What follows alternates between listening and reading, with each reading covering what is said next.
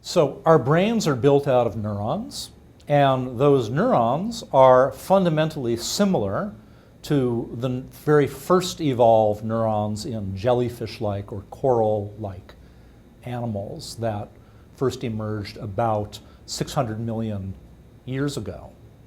And it turns out that neurons are not that efficient at all. They signal probabilistically, they're unreliable, they leak signals to their neighbors, and they're slow. So then the question becomes, well, we're really clever, we humans. How do we build clever us out of such crummy parts? And the answer is that in order to build clever us, we need huge brains. We need an extraordinarily large number of neurons and to have massive interconnection between those neurons. So we have something on the order of 500 billion neurons in the human brain, each neuron receiving about 10,000 connections from its neighbors.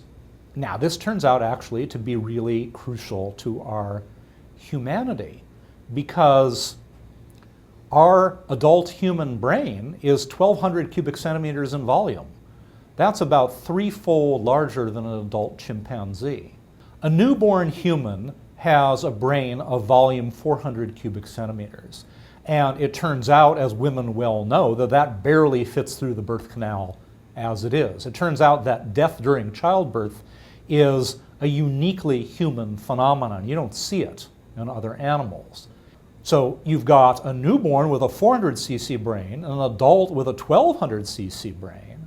Well, it turns out that if you look at the development of the brain postnatally, there's furious brain development from birth to age 5, and then much slower brain development from about age 5 to 20, and the brain isn't mature until about age 20. What does this mean? It means that humans have by far the longest childhood of any animal. Now, what are the sequelae of that? Well, what it means is that an orangutan mom can take care of her offspring without any paternal contribution at all just fine. But it turns out if you look at humans in hunter-gatherer societies, which is what we were up until the last blink in evolutionary time, single motherhood is not a very viable endeavor. So single moms aren't very effective at keeping their children alive in hunter-gatherer societies.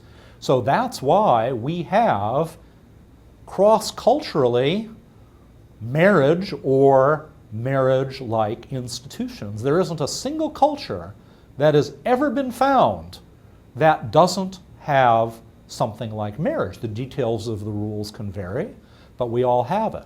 Why do we have this when 90% of mammalian species are promiscuous, where both male and female have many sexual partners within a given reproductive cycle, where paternity is not well established, and where the male does not contribute in any way to the rearing of offspring? Why are we so aberrant? It's because our neurons are lousy processors, so we need big fat brains to make clever us by putting many of these lousy processors together.